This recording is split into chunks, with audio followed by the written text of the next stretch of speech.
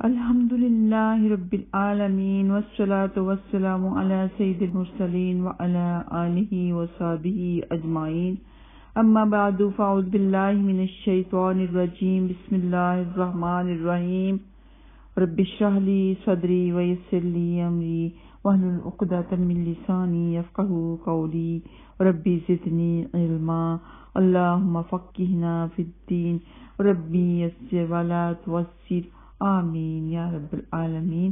السلام علیکم ورحمۃ اللہ وبرکاتہ۔ تو پیاری بہنوں، قسط نمبر 8 میں ہم حشر میں رسوا کرنے والے اعمال کے بارے میں بات کر رہے تھے، اور قسط نمبر 9 میں انشاءاللہ تعالی حشر والے دن عزت بخشنے والے اعمال کے بارے میں بات ہوگی۔ قرآن و حدیث کے حوالے سے دیکھتے ہیں میدان حشر کا پس منظر۔ تو آخرت پر ایمان رکھنے والے نیک اور صالح لوگوں کا معاملہ قبر سے اٹھتے ہی کفار و مشرکین اور فساق و فجار سے مختلف ہوگا۔ اہل ایمان پر خوف اور دہشت کی وہ کیفیت نہیں ہوگی جو دوسروں پر طاری ہوگی۔ حشر کی طرف جاتے ہوئے بھی انہیں سواریاں مہیا کی جائیں گی، اور وہ راغبین یعنی اللہ سبحانہ تعالیٰ کی رحمت یا جنت کا شوق دل میں لیے ہوئے حشر میں پہنچیں گے۔ حشر میں بھی اللہ سبحانہ تعالیٰ انہیں اپنے فضل و کرم سے اس دن کی گھبراہٹ اور شدید مصائب و آلام سے محفوظ رکھیں گے۔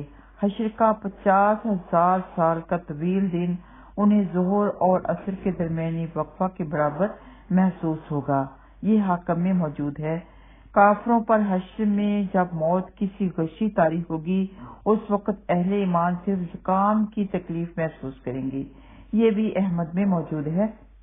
ویسے تو ایمان کے ساتھ تمام نیک اعمال انسان کو حشر میں ہر طرح کی گھبراہٹ، ہولناکی اور خوف سے محفوظ رکھنے کا باعث بنیں گے، جیسے کہ ارشاد باری تعالیٰ ہے، من جاء بالحسنۃ فلہ خیر منہا ہم من فزع یومئذ آمنون۔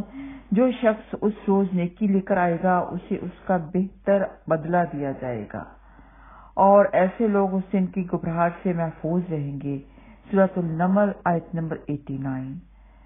تاہم رسول اکرم صلی اللہ علیہ وسلم نے بعض ایسے اعمال کا ذکر فرمایا ہے جو اہل ایمان کو حشر میں نہ صرف اس دن کی گھبراہٹ سے محفوظ رکھیں گے بلکہ خصوصی اعزاز کا باعث بنیں گے، اور بعض اعمال اہل ایمان کو عرش الہی کے سائے تلے جگہ پانے کا مستحق بنا دیں گے۔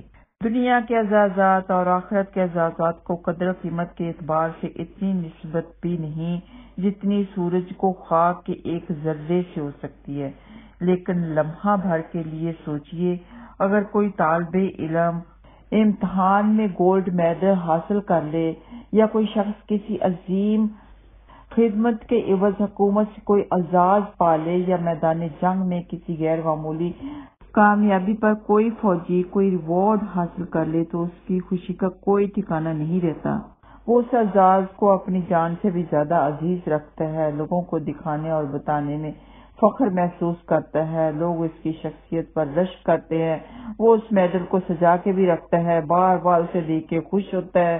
حکومت اس ایک اعزاز کی وجہ سے اسے دیگر کتنی سہولتوں اور انعامات سے نوازتی ہے۔ جو شخص حشر میں اللہ سبحانہ تعالیٰ کی طرف سے امتیازی نشان یا اعزاز پائے گا، اس کی مسرت اور خوش نصیبی کے کیا ہی کہنے ہوں گے۔ اللہم اجعلنا منہم۔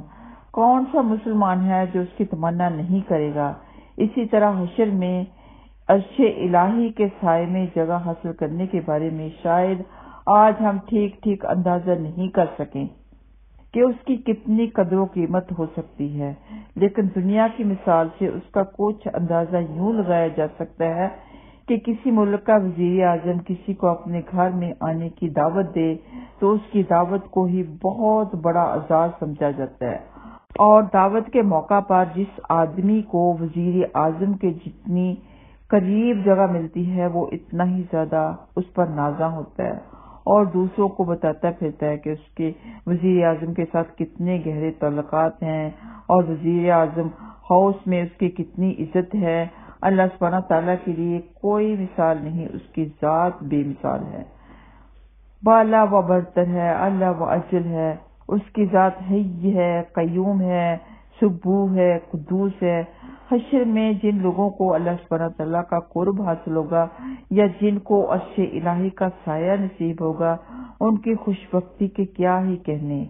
اللہم اجعلنا منہم بکرامہ ومنہ۔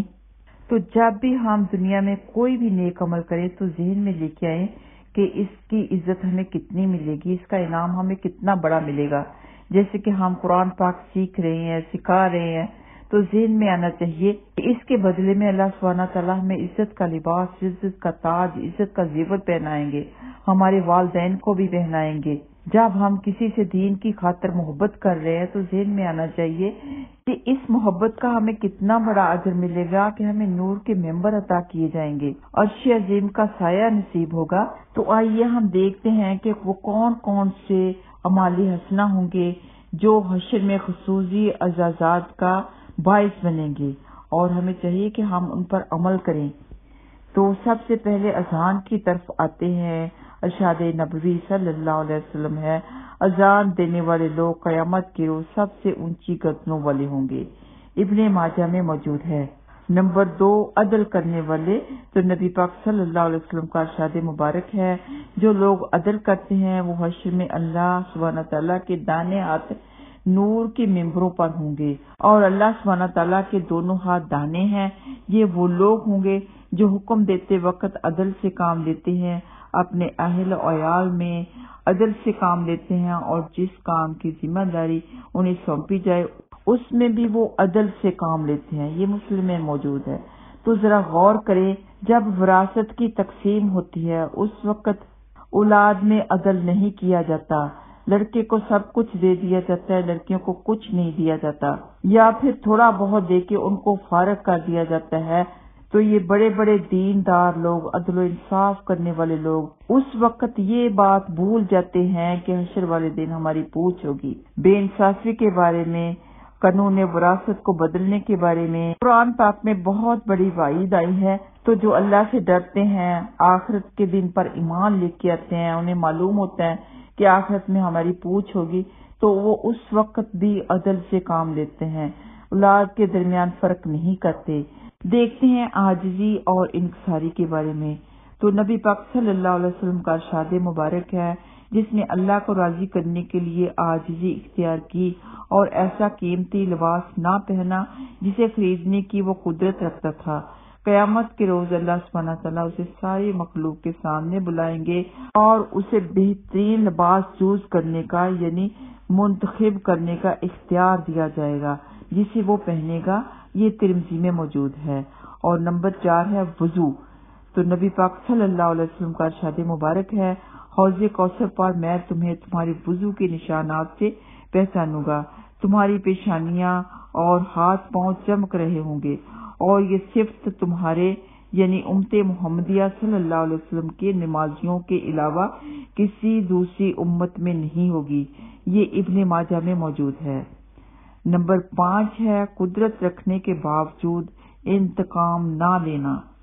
نبی پاک صلی اللہ علیہ وسلم کا ارشاد مبارک ہے، جو شخص انتقام لینے پر پوری طرح قادر ہو اور انتقام نہ لے غصہ پی جائے، اللہ سبحانہ تعالیٰ اسے سارے مخلوق کے سامنے بلائیں گے اور اسے حورائن منتخب کرنے کا اختیار دیں گے، جس سے چاہے گا نکاح کر لے گا۔ یہ احمد میں موجود ہے۔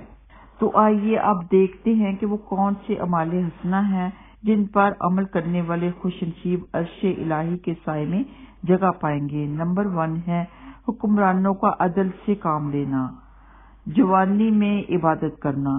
نمبر 3 مسجد سے گہرا قلبی تعلق رکھنا، اللہ تعالیٰ کے لیے ایک دوسرے سے محبت کرنا۔ اونچے خاندان کی خوبصورت عورت کی دعوت گناہ کو ٹھکرا دینا، یعنی کوئی عورت اس طرح کی بری دعوت دیتی ہے کسی آدمی کو تو وہ اس وقت سمجھے، اپنے دل میں خیال لے کے آئے کہ میں اللہ سے ڈرتا ہوں، اللہ کی رضا کے لیے میں نے یہ گناہ نہیں کرنا، تو اسے بھی عرش عظیم کا سایہ نصیب ہوگا۔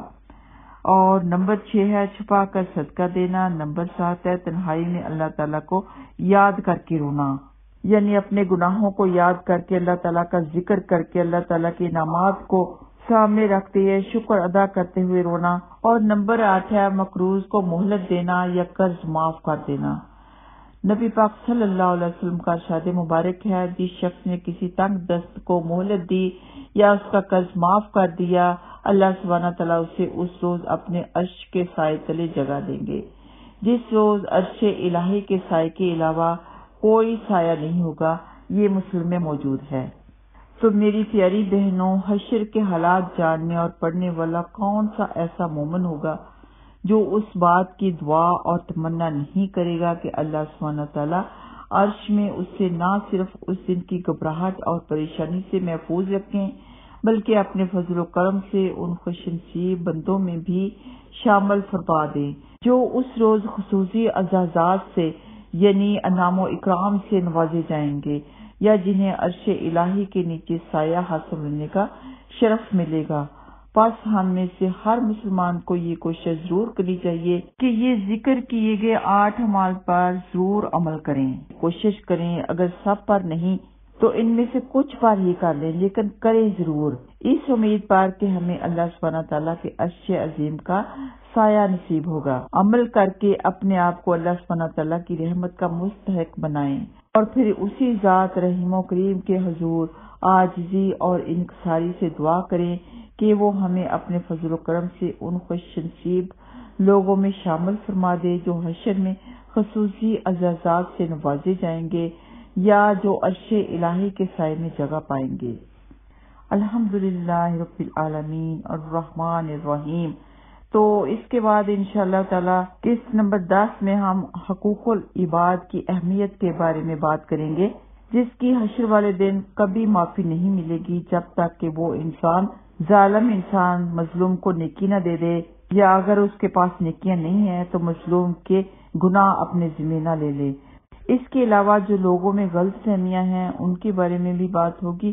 اللہ سبحانہ تعالیٰ سے دعا ہے کہ اللہ سبحانہ تعالیٰ ہمارا خاتمہ بالخیر، ایمان کے ساتھ کلمہ توحید لا الہ الا اللہ محمد الرسول اللہ صلی اللہ علیہ وسلم کے ساتھ فرمائے۔ وآخر دعوانا ان الحمدللہ رب العالمین۔ السلام علیکم ورحمۃ اللہ وبرکاتہ۔